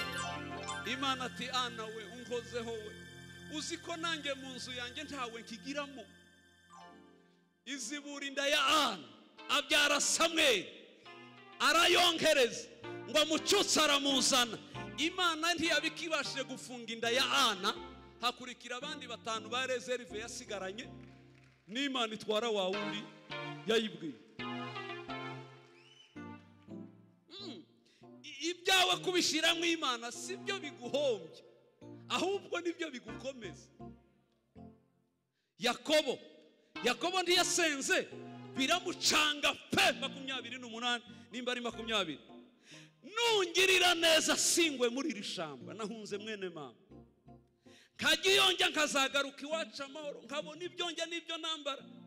Aha nsengeye aha nzahakubakira inzu w'Imana we. Icyo gihe Imana nta nzu yagiraga. Uzagira gute? Nzahakubakira inzu. Icya kabiri, ubutunzi bwose nzagira mu isi nta na kimwe ntazaguha mu 10, nzarya ngibyange ibindi nzani wawe. Icya gatatu, uzaba Imana yanjye tugirana igihango, kuko data azaba yarapfuye. Utagifite umuntu mu isi nzahakubera. Imana yahise imanukirira hirava ngo Yakobo, nzajyana nawe iyo ugiye kandi ndamanuka none kugeza tugezeyo, kandi nzakugarura iwanyu, nzanaguha n'umugisha, nzagukomeza. Yakobo yarakomeye, Yakobo yabaye Isirayeli, Yakobo yubatse ibicaniro, Yakobo yamenyekanishije Imana, Yakobo yitiriwe Imana, Yakobo yabaye Isirayeli, Yakobo yavutsemo Kristo. Kubera iki? Amasezerano yagize arimo interesi y'Imana. Ariko ni igitangaza. Reka ndekera ngaha nimuhaguruke dusenge. Tugiye gusenga. Iyo mitekerereze tugiye kuyihamba mu izina, mumbabarire. N'Imana yabitumirire. Juste uragiye karibu ngwino hano. Juste yabuze umubyeyi we, umukobwa wanjye arambaye ngo Juste yabuze mbari mama we, ngo none ndagusaba ngo uzaje kumusura ngire gute. Ngendana imvuga ngo nzohereza byibura ko ntagezeyo, mfite amayero 50. Nari butanga itura ariko iryanje ndaritanga kwa Juste yagize ibibazo, yabuze umubyeyi. Komera, Imana iguhe umugisha, ibakomeze, shikame, yagiye mu ijuru, tuzagusura. Aha, nimukomere Imana amashi.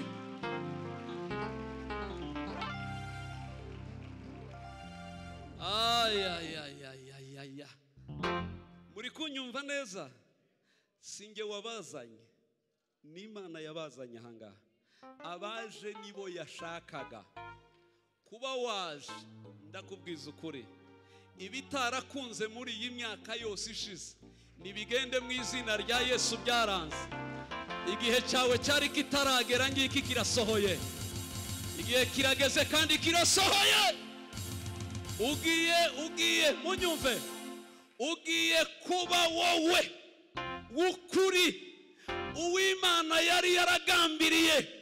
Wari uri mu migambi yayo, wari uri no mu ntego zayo. Imana izirambirwa ko umuntu agera kuri destine ye, kubera ko ibi bifitemo uruhare rwo kuba yarabipanze.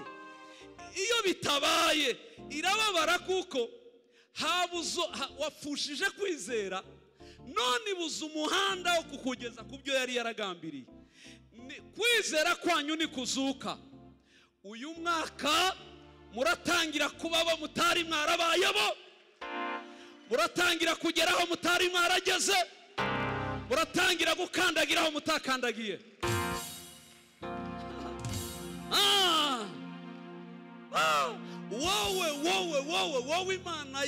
wowe Imana wari mu ntego z'Imana, ni wowe ugiye kuvuka no guhishurwa muri uyu mwaka. Kandi wowe ntabe inyuma yawe, wowe yarahishe muri wowe, atwikiriwe n'ubujiji bwo kutamenya wowe. wo mu ntego z'Imana. None rero uyu niwo wari umunsi ngo Imana ikora iyo operasiyo itugarure. Abantu baratandukanye, Imana yangiriye neza. Nshobora kumva ijambo nkarigenderaho nkumva nasaze, kavuga ngo ibintu birahindutse. Sinababwiye ubuhamya bwanje benshi ngunda kubabwira. Njye umunsi ubukene bunshiraho. N'Abaroma, nasomye Abaroma 8:30 nimba ari 31 na kabiri. Nari muri krize ubukene ntarigera mbona navuka kwa data na mama. Ndi mu mujyi wa Bujumbura. Nari mfite amavuta n'impano, ubu nta nizo mfite izo zimwe. Deliverance yo gusengera abarwayi no gusengera abasazi beno bakiriraga inyuma ya portaye batarinjira mu nzu ndimo. Uko nukuri niko byabaye aba barazaga beno. Umuntu gwebe paralise gize guturibuka ba space bande ibitaro bikananirwa byamara kunanirwa babatoke. Nimba ibitaro byaranze umwana akava mu ntware mu nshiru aposo bakamuzana tukinginga Imana, paralise ikagenda. Nabwo tugasenga twagejora hagati nabona byanze ati we haguruka uhagarare kandi ntimumufate. Ubundi bazabaterura bakaryamisha bakoza, ntimumufate. Natemba tembe ni hahandi yarapfuye, nta kizaba kimugaye, yaramugaye. Bakurekure nudakomera ngo uhagarare utembagara ugende. Namubwira gutyo bamurekura kubera ubwoba, agashyiramo imbaraga nyine biki na biki akaruha gahagarara. Okay, ubu tugiye kugendanye nawe tugere hariya dusubire tugaruke. Ntibagufata nugwa ugwe agahangura kamena nta kibazo, ariko mu mbaraga za Yesu zo ziremera kuba muzima. Ase uyu nguye ejo ndari muri koma, amara iminsi hariya mu bitaro Kanombe. Uyu cyo gituma tunagendana birananirana pe. Barambwira ngo ubwonko bwagize ngo bwaragiye bwaracuramye byagize gute pe, atakaza byose birarangira. Kugeza igihe binanira baramutahana, hanyuma bamuzana ku rusengero n'ibikinyire bene uko basunika. Ndamubwira ati ariko umusore nguyu gutya dufite Imana hamwe n'ibaganga ibyo bakoze n'ibindi byose ntako batagize. Reka tugerekeho amasengesho mu rusengero. Ariko ucumweru turasenga, tumumenaho amavuta, nyamumenaho ku mutwe, ibintu bene ibyo ngibyo bene. Kuva uwo munsi singuyu karagenda arahagaze. Ikerereze yasobanu ya Kristo muri we ajyare misiye ikaremeka. Njyewe nakijijwe n'Abaroma 8:31 na kabiri. Inzara iteye ubwoba naboneye umujyi wa Bujumbura. Sengera ibintu umujyi wose ushaka, ariko ubukene Mana nagiraga na principe ivuga ngo sinshaka gusaba umuntu amafaranga. Kuva mpamagaye kugeza uyu munsi wa none ntawe nsaba amafaranga, ntawe pe. Noneho kubera uko abandi musanga mu mujyi bazasengera abarwayi byo gusengerwa, ati ushaka igitambo, ushaka ituro, ugire gute. Ngewe nuyazanye ngo aje ngo musengere nzamusubizayo. Uje gusengerwa ntuje kuzara amafaranga, uje kwa muganga cyangwa uje ku mupfumu. Aho habiri niho batwara amafaranga, ariko kwa Yesu nta mafaranga batwara. Nuzababwira ngo mumusengere ngo abasengera akabaka amafaranga, ni ikimenyetso ko atari we uzasubireyo. Mbibabwiriye hano none gatuti umuntu agwina ngo umusengere wagera akakwaka amafaranga ngo shaka ituro ngo gira gute uzasubireyo siwe. Uwo ni farisero uwo. Uje gusengerwa ufite ibibazo none agukoreye ibindi bibazo ngo utangire ushaka amafaranga. Njyewe ico gihe nawaza gusengerwa babura amatike kirirwa mbaha amatike bene ibyo none ngasanga nayo nari nyifite barayamaze bene uko nta uzuzana amafaranga bene ugaje gusengerwa. Ico gihe niko nabihagaritse birarangira kugeza n'uyu munsi. Imana nimara kukugirira neza ukicara ukabona ibyo yagukoreye, uzicara ufata ituro ryawe, nimba uzarinzanira, nimba uzarijyana mu rusengero rwawe uzarijyana ujyanwe n'ituro. Nibyo nabwira Bujumbura, uzari ituro rikuzanye, nimba urishaka kuritanga rizakuzane kandi uwo munsi ntukambwira icyifuzo ngo usengere. Nimba uje gusengerwa ni wowe munyabibazo, tugusengere niba ngombwa tunayeguhe. Ibintu bene ibyo ubwo bukene burankubita ngo nsoma Abaroma 8 ndatambwira madamu ngo ibintu birahindutse, turakize kugeza ubwo we nabivuze arabango bishoboka ko hari uwampaye hari amadolari bampaye cyangwa sheke y'amamiliyoni. Watubwiye amakuru neza ko watwishije amasiko tukamenya nimba ari sheke cyangwa ari kiyisohoye. Iyo wategereza ngo ndasohora ndabwira ati reka nkwereke, ndahaguruka ninjira mu cumba agira ngo ibara bangiye kuzana ibifaranga cangiye kuzana sheke bamuhaye. Wabona sohokanye Bibiliya ngo barayatoke. None se wayashize muri Bibiliya? Abona ndi kurambura wabuzaho sheke wayirambitse. Ditegereza amadare, tegereza nkwereke ubutunzi bwabonetse. Icyo gese nayifite na samfara mu mufuko no mu nzu ntayaririmo. Ndamubwira ngo ubutunzi bwagize gute? Bwabonetse. Ngo range ndamubwira icara neza mwicare n'abana mbabwire. Timuzi gitangaza cyabaye, nahuye n'Abaroma uyu munsi. Nakubiswe n'inkuba ibintu birahindutse, ubukene burashize ngo mare mfita nsangana namubwira urabizi sinzongera kubona mukaru mu nzu yanjye na teremusi ya mukaru muyimene mugende muyijugunye we sinkongerira agatsindwa nta kwitatugiriye. Igende rwose guhera uyu munsi birahindutse, imirire y'abana ibikina birahindutse. Ngo ndangize gute se tambwe atariko Abaroma umuriro wa Abaroma tumene mukaru ibintu birahura gute? Tumene mukaru ndikagaruke nahuye n'Abaroma 8 haravuga gute?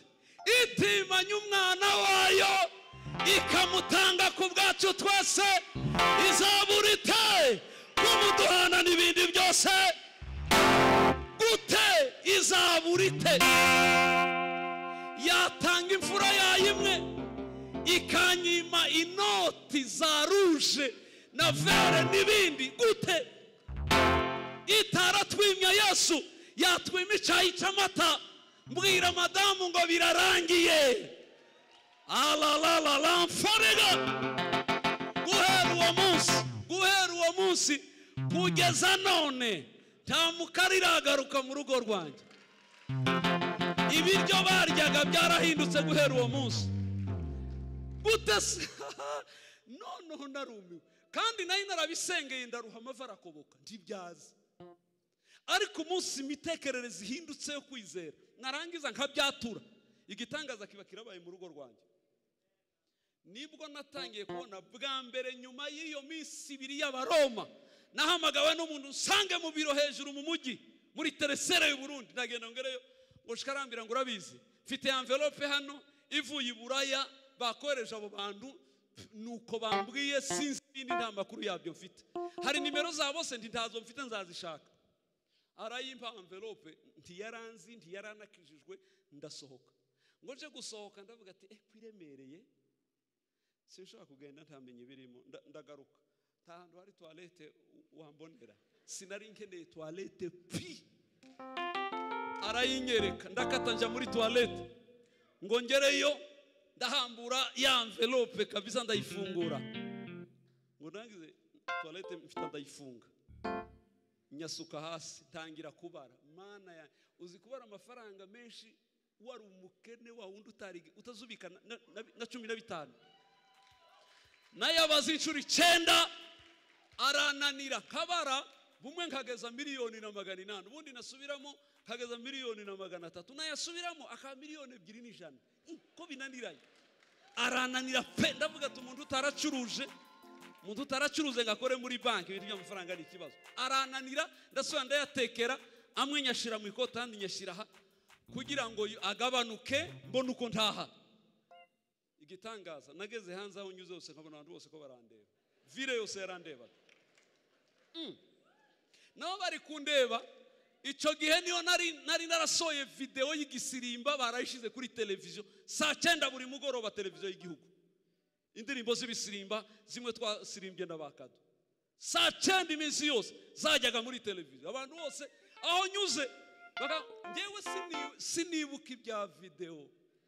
Undebye wese arayabonye ndanyura he nananiwe kugera kuri bisi kugeza ubwo nafashe taxi voiture yari yihutaga ndayihagarika ngo nyihagarike mbona ndebye gutya nawe yabonye video tidore niki naco kirambonye nahise nicara inyuma genda imbere nkureba ngende mureba mwiruga imbere yanjye nicaye inyuma ngo nyageze mu rugo mbwira madamu ndi ubukene sinakubwiye ko bwashe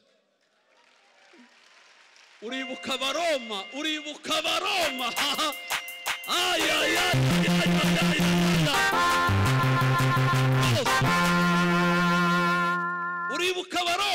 atibuka uyu munsi ngwino tuje mu cumba muri saro batagira badusangamo tuje mu cumba ngo mare nsuka hasi yose aya na yacu ndi na yacu Abaroma babyaye kabisa ngwino tubare twarayabaze nko guhera saa 3 ko kugera saa 7 kabara muhiga ice kimwe akabara kambira ngo ko nabonye miliyoni 130 inti nanje nayimbonye miliyoni nayimbonye 840 ingahe subiramo yasubiramo kwabaye miliyoni na 500 yewe titwembi ntabyo ubucuruzi kwereka ni kibazo ti muri make ni menshi aratunaniye dupfe kubika tuzasubira mwejo nza ndyamba nyuma y'abantu bose kuva kera kugeza n'uyu munsi rwose saa 7 saa 8 bacicaye ariko iyo njyamye sinza nicura byuka saa 2 cyangwa saa 2 n'igice zankereza kubyuka ari njyama saa 9 beno rero na saa 4 abapasiteri bo barabizi nzababwira tushaka ntahamagara imbere ya saa 4 hanyuma uwo munsi nibwo bwa nabaho nicuye 4 mu ijoro rimwe nabaho ndyama sinicura nicuye 4 umuyaga wahuha tariko mana yanjye inzu barayikoreye no kuri ya mafaranga aragiye nicyo gituma namenye musambona bakire bashiraho abakeke security bagashiraho imitahi bagashiraho portail ndende ubwo tansi kazamuka bakaragashiramo imbwa imwe bakaragashira n'iya kabiri byanga bakazana na za niko bigenda narabibonye rwose none mu gicuku ndaronde ndabyuka ndicara ndakingura nja kureba madamu tese nibiki ko kingura cyane mbura uko mubwira ndaceka ati nico nahingiye kureba mugizo ndambwira tuzi cyabaye wenda abantu barayumva banyura hangaha bamenye ko amafaranga yuzuye muri inzu naho zari miliyoni 2 kumva miliyoni 2 utarabika n'ibihumbi 15 ntarahembwa kuva mbayeho byarantunguye kuva uwo munsi nuko ibintu byamye bihinduka birahinduka Abaroma baba kabisa Imana yacu ni Imana y'abazima batekereza neza bafite gutekereza kwa Yesu muri bo bazi ko Imana ari ngari batekereza bigiye bakorwe n'isoni we iyo Mana yacu irakomeye tawaye ringiye bakorwe n'isoni iyo Mana yacu irakomeye tawaye ringiye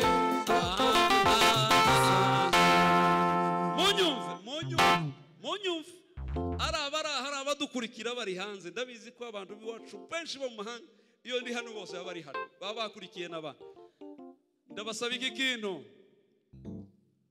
ibi ni ibintu bijya bikorwa kwizera kukajyana na acte prophétique ugakora ibintu bya gihanuzi kabatoke umuntu wese witeguye gutubukene no gusohoka mu ndavanga y'abazimu binyatsi n'ibindi nicyo gituma nge na Tanzania nayo navuze ati Imana ushoboze ndatanga ituro ryo kurengaho aho ngeze kajya handi hantu ibikuta n'ibihome mu butunzi bikabomoka kuko ndabizi ko icyo umuntu abiba nicyo yimbura usha nicyo asarura ushaka gukira biva mu kwa biba. Fata amafaranga yawe mu maboko, yafate. Igitero c'ubukene n'ibindi tugisezerera ari uko dukoze acte prophétique yo kuvuga ngo guhera none ndi umukire. Ntanza yangaya gusezerera gusezerera ibitero by'inyatsi n'ubukene n'ibindi. Nibyo tugiye gukora. Umuntu wese uraha ndagusabye, kora mu mufuko wawe. Abadafite iyo nani murareba, mbabahe telefone mwoherezeho, ariko tubikore muri ubwo buryo. Hanyuma tugiye gusenga. Imana yakuzanye hano irakuhagira mu mitekerereze, irakuhagira mu mubiri, ikuremere. Iyo Mana yacu irakomeye,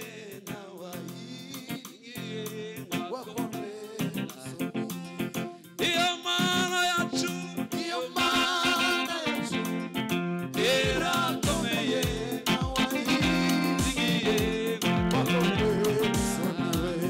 iyo Mana yacu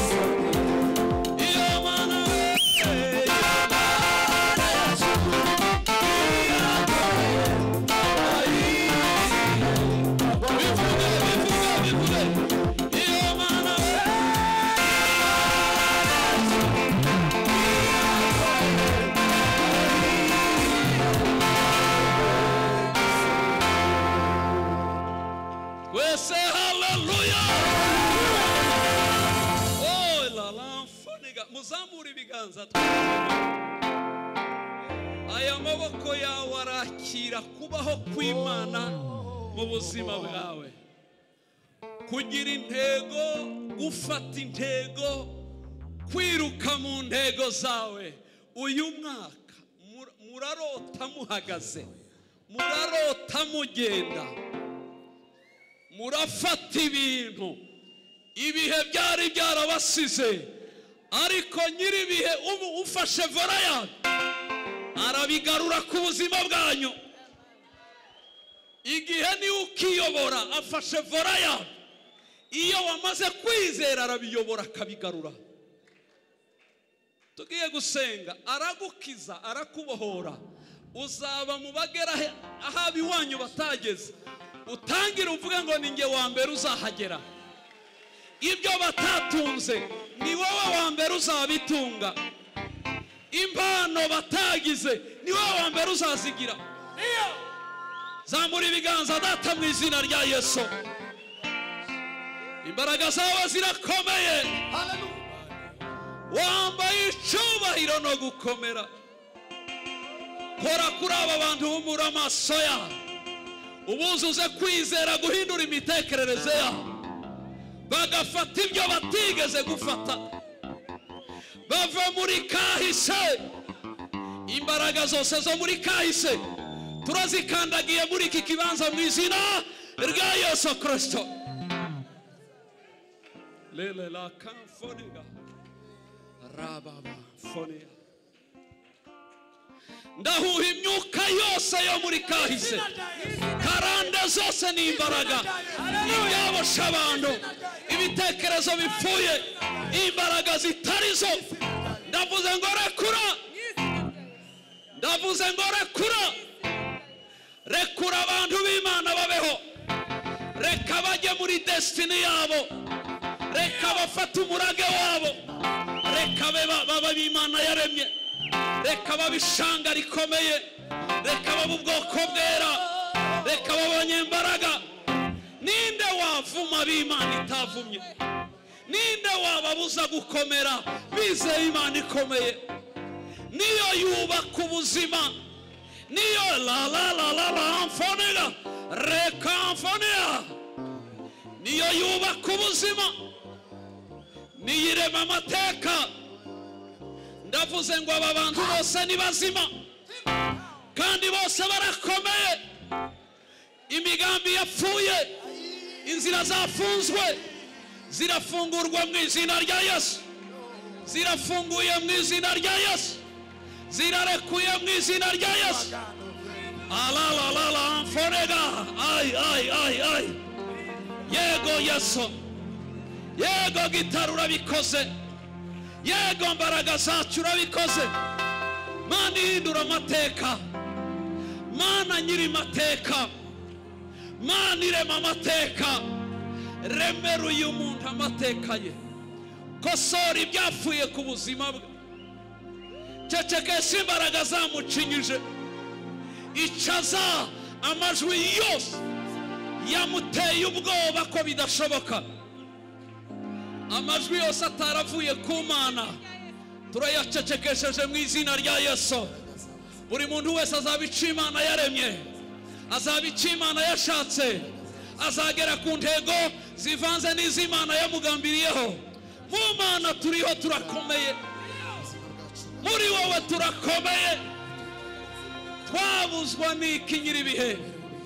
umwana w'intare abari intare turabana ba Kristo intare ya Yuda nawe ntiwatwishimira turi bato ntiwatwishimira turi hasi ntiwatwishimira isi yaraducuritse turagarutse mu mbaraga z'Imana oh la kanfonega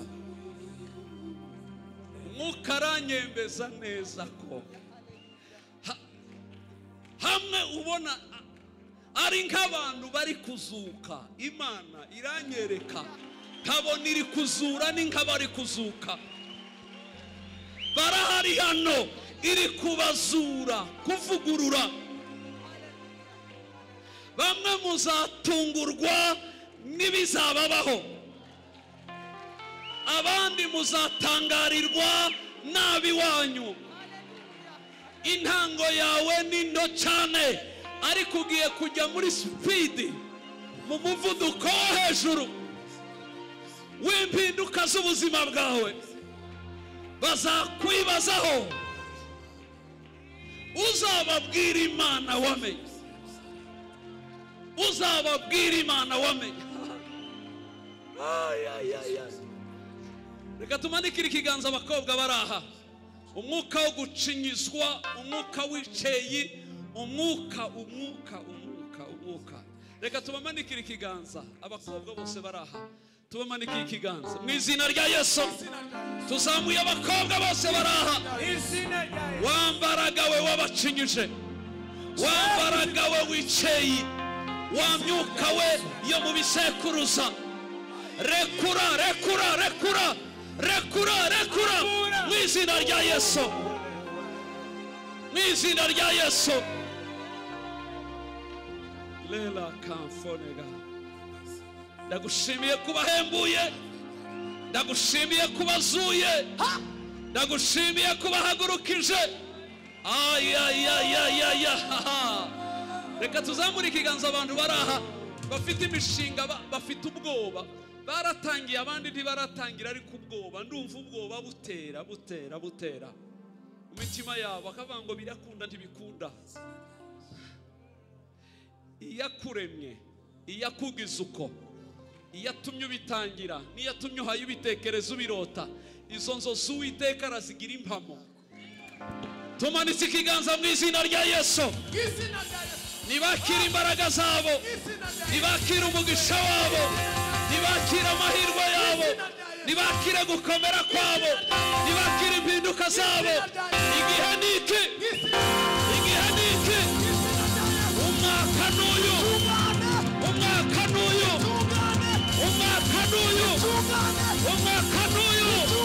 mu izina rya Yesu.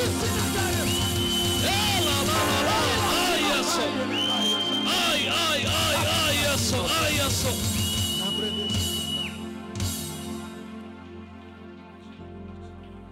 Munyemerera umuntu tumwe ndashoje. Mupfukame ku mateka yo muri kahise kiwanyu.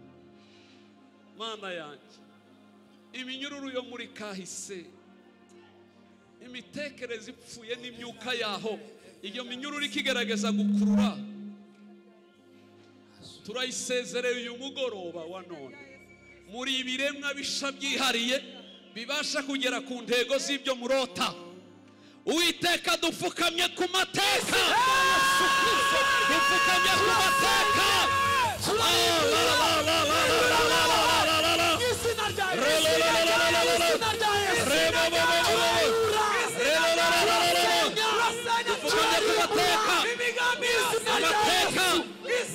Kahise tuyivuyemo, amateka tuyafukamyeho, turayasiba, turasiba amateka ya kera. Kahise turayifunga mu izina rya Yesu.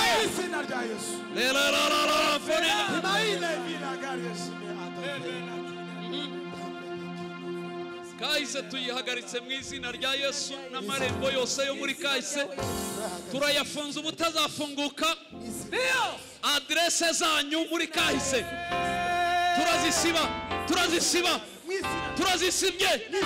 turazisibye. Imyuka n'inkomoko na karande z'ibisekuruza, adrese zibafiteho na password mwari mufiteyo muri kahise, ni nayo inkomoko n'imyuka binyuraho. Password y'inkomoko turayisibye mu izina rya Yesu Kristo. Tufunze imbaraga za kahise n'amateka yaho. Amayira na kode byakoreshwaga mu gukurikira abo mu nkomoko, turabisibye kuri aba bantu. Izo mbaraga ntizongera kubabona. Abatubinjije mu kirere cy'ubwiza bw'Imana, mu mateka no muri kahise, izo adrese turazisibye kwa jina la Yesu. Lela mfoniga. Ubu tugiye guhaguruka mu mbaraga, mbese dusohotse muri kahise. Ikimenyetso cyo gusohoka no kuvayo, urahaguruka mu mbaraga, muri speed yo kwizera, kandi umuntu wese asenge.